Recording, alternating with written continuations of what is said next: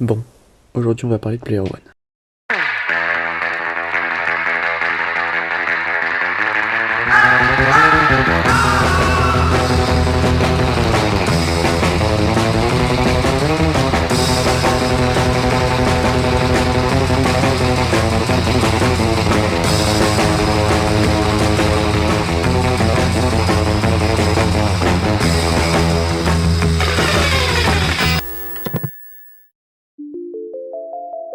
Avant de parler de l'œuvre en elle-même, tout d'abord, il faut connaître quelques infos sur l'auteur, Ernest Cline. Il est né le 29 mars 1972 à Ashland, ville comptant 21 249 habitants, et se situant dans l'état de l'Ohio.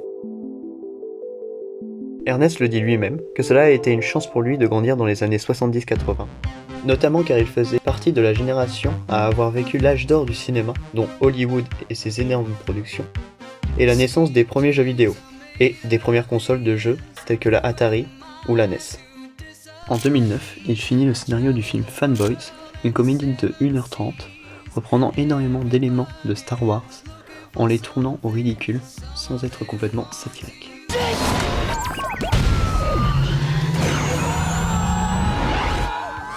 Après cela, il décide de changer de profession et écrit son tout premier roman, mélangeant ses connaissances culturelles et générales, mais aussi sa jeunesse, tout ça pour arriver à un résultat en 2011.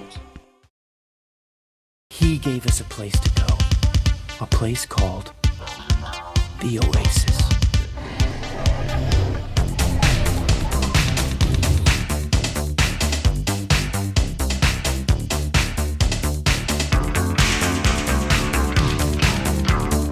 Dès sa parution, ce roman devient vite une œuvre culte et aura justement le droit à une adaptation en film au cinéma sous le même nom par Steven Spielberg en 2018.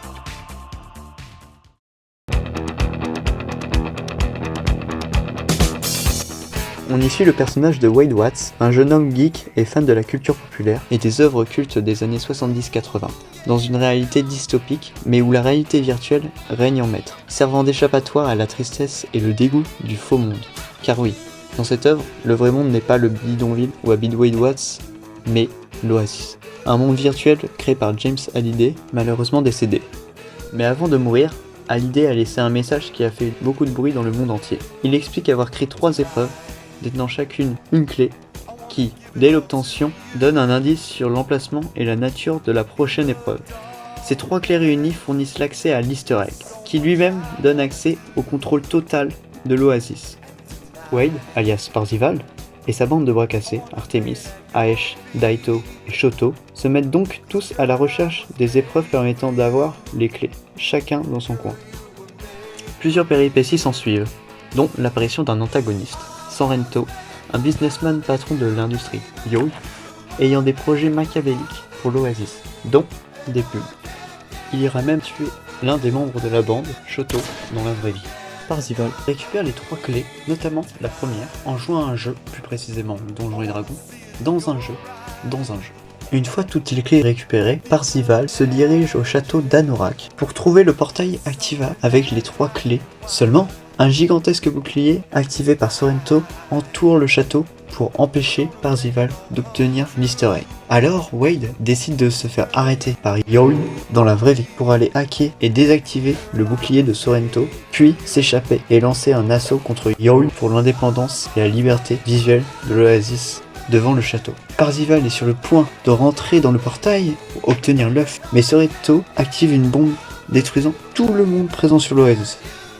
Sauf que, retournement de situation, Parzival est encore en vie, grâce à une pièce de 25 cents, obtenue en jouant avec moi. Parzival entre finalement dans le portail, et dans une dernière épreuve, il joue au jeu Adventure, le premier jeu à avoir eu un élément caché dans son univers. Puis remporte l'histoire.